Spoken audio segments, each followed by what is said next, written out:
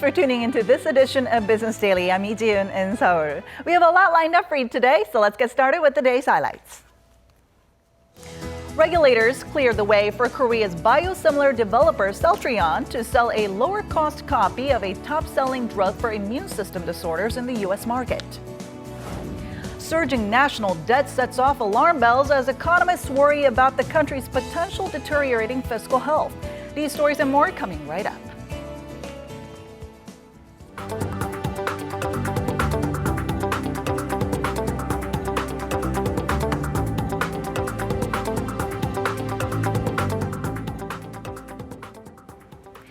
Corporate investment by the nation's top 30 business groups jumped last year. According to market research company CEO Score, the combined investment amount was over 76 trillion won last year, or that's roughly about $66 billion US dollars.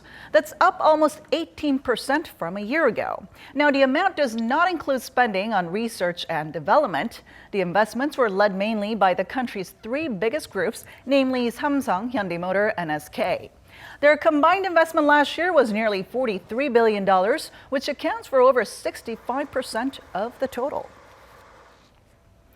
The U.S. FDA has cleared the way for sales of Korean company's biosimilar drug of Johnson & Johnson's top-selling anti-inflammatory drug Remicade. This is the only second time the FDA has given the green light to a biotech drug for the U.S. market. Here's our Kim Min-ji with more. Korean biopharmaceutical firm Celltrion's biosimilar drug Inflectra is set to hit the U.S. market. The U.S. Food and Drug Administration gave its final approval on Wednesday to allow sales of the cheaper replica of Johnson & Johnson's top-selling drug Remicade. The anti-inflammatory drug is used to treat patients with a number of serious conditions, including Crohn's disease and rheumatoid arthritis. Biosimilars are biologic medical products with similar properties to ones already on the market. What's significant is that Inflectra is the world's first Remicade biosimilar to gain a footing in the U.S., which makes up about a half of the global replica market. Remicade, which was first approved in 1998, posted sales of about $4.5 billion last year. It's expected that Celltrion will be able to garner annual sales of up to $1.7 billion in that same market. Many in Korea are also hoping the approval of Inflectra will pave the way for faster development of other biosimilars produced by Korean firms. Currently, clinical testing is underway for 12 such products. Celltrion first received the thumbs up for Inflectra, or Remsima as it's known in Korea, from the Korean Ministry of Food and Drug Safety in 2012 and the European Medicines Agency in 2013. The biosimilar is currently sold in some 70 countries worldwide. Pfizer, Celltrion's partner on Inflectra, will be in charge of marketing and sales of the drug, expected to kick off in the third quarter.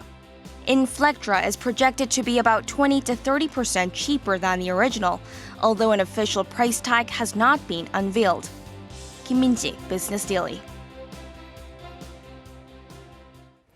Samsung Electronics has extended its lead in the DRAM sector by successfully mass-producing a 10-nanometer class DRAM chip.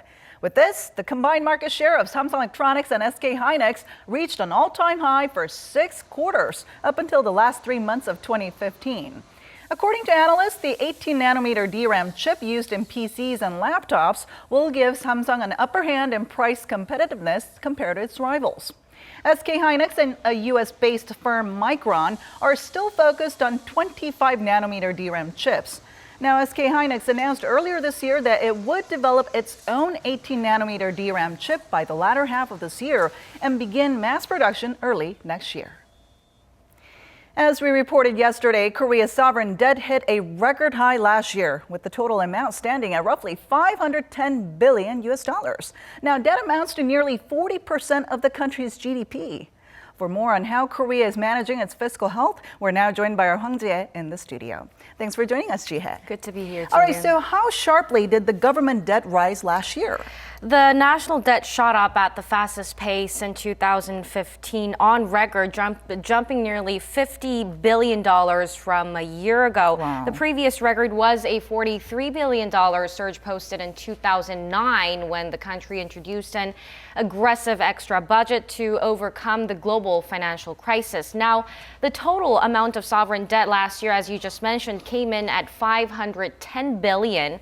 And this means each person in Korea shoulders a debt burden of around $10,000. With that, the government debt to GDP ratio reached 37.9% last year, up 2 percentage points from 2014. Those are definitely some big numbers there. But what are some of the factors that drove up those debt levels? Well, the debt pile grew as the government introduced aggressive expansionary fiscal policies to prop up the ailing economy.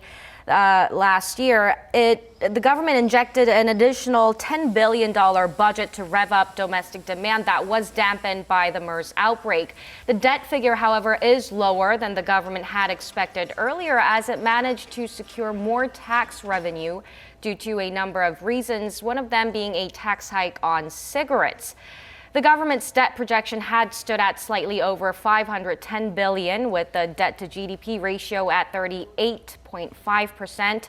So the latest statistics are a mild improvement from the previous forecast. Now, we're wondering at this point, how serious is the national debt problem compared to other countries? Well, despite the record high debt figures, the government says Korea's fiscal health is still relatively sound compared to other OECD countries. As of 2014, the average sovereign debt to GDP ratio of the OECD, which includes debt from public nonprofit organizations, stood at over 115%, while the ratio for Korea came in at slightly over 40%.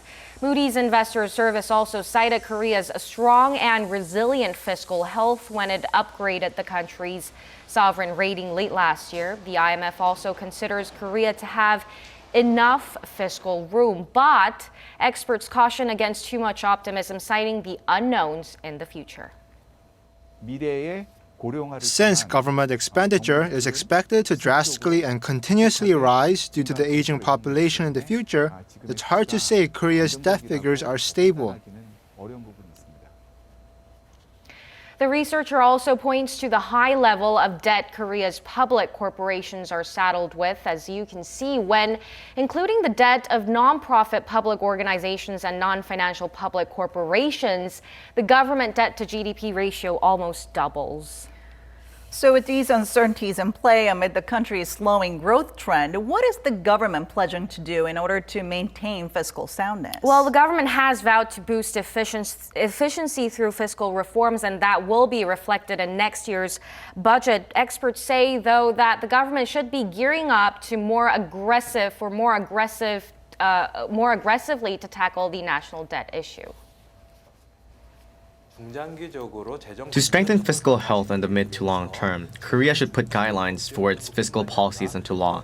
It should also reform its pension system. Not only that, since government expenditure will inevitably increase from now, we also need to start discussions on raising taxes. Now, some even say that there should be a law that puts a cap on the government debt to GDP ratio. They say such specific measures can put a brake on the continuously rising amount of debt, as a country's fiscal health is something that is hard to recover once it's thrown off balance. We better not lose it, right? All right, thank you so much for coming in today, Jihae. Thanks for having me.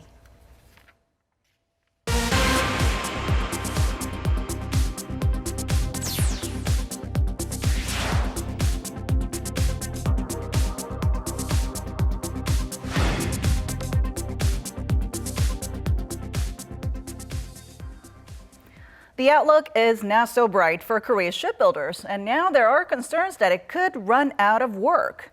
The Big Three logged their worst first quarter in 15 years, with only Hyundai Heavy Industries clinching a new order in the January through March period.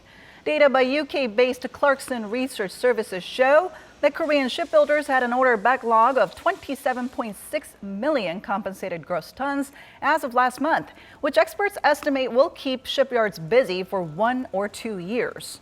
Data also showed that Korean shipbuilders being nudged out by their Chinese counterparts, along with sliding global demand. They nabbed nearly half of the world's orders, which amounted to just a quarter of what it was a year earlier. The Federation of Korean Industries says loosening entry barriers across the country's various industries could create over 330,000 jobs.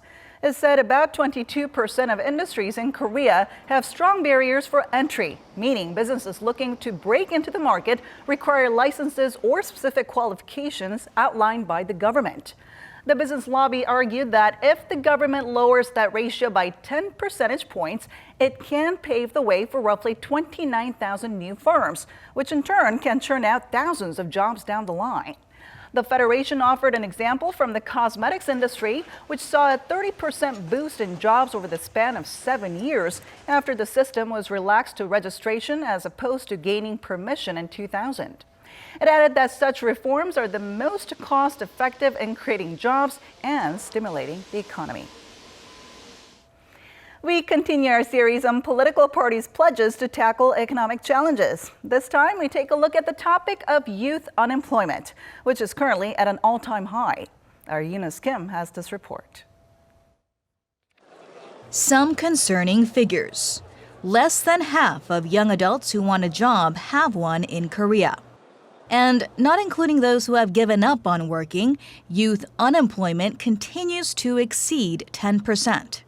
These are some of the worst figures since the Asian financial crisis in 1997. And the issue has been anything but lost on the government.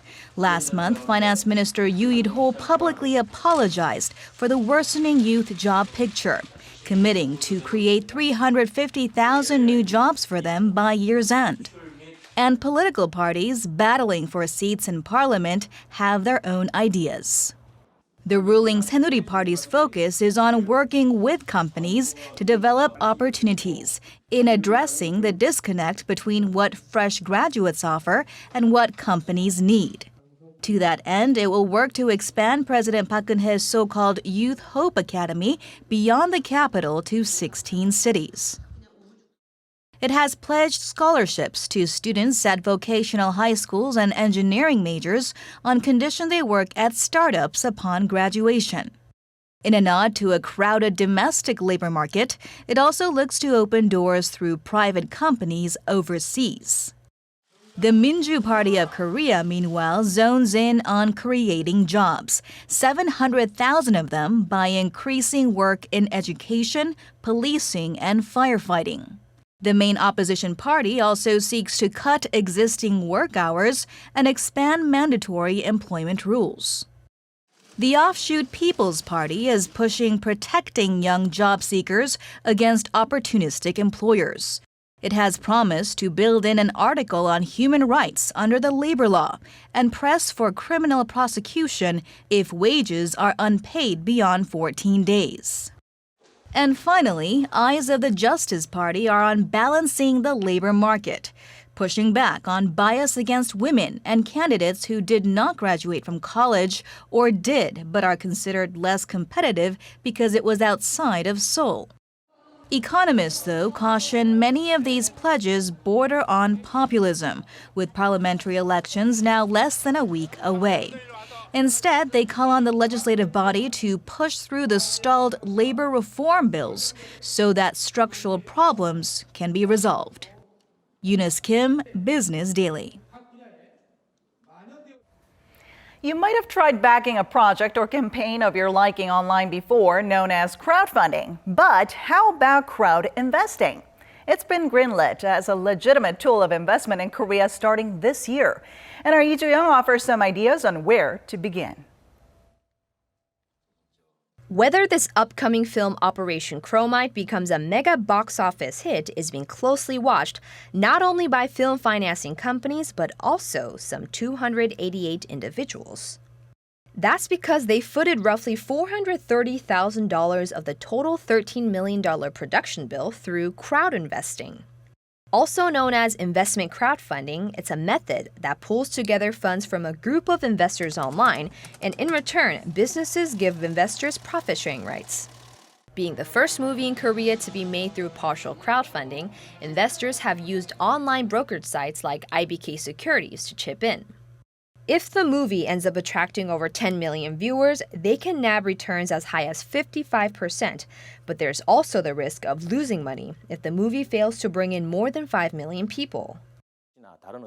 Previous movies that used crowdfunding granted other benefits like movie tickets, but this investment crowdfunding offers the potential of returns. This source of crowdfunding has also emerged as a new way for investors to financially support political candidates in the upcoming general elections. They're promised a 1% return on their investment in 2 months if the candidate secures over 15% of the votes. This form of financing only became legal in January after lawmakers passed a bill last year aiming to provide fledgling startups in the country with more options to collect seed money from angel investors. The Financial Services Commission says over $1.2 million worth of investments have been made by about 840 people as of February, only 1 month into its launch. Korea's crowd investing scene may still be in its infancy, but experts say the industry is likely to see significant growth and will exceed $950 million in the coming years as more local companies seize the opportunity to raise more capital. Lee Ju-young, Business Daily.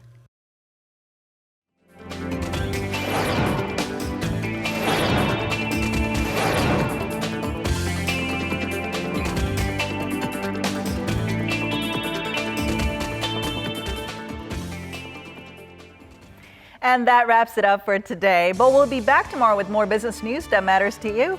Thanks for watching, and bye-bye for now.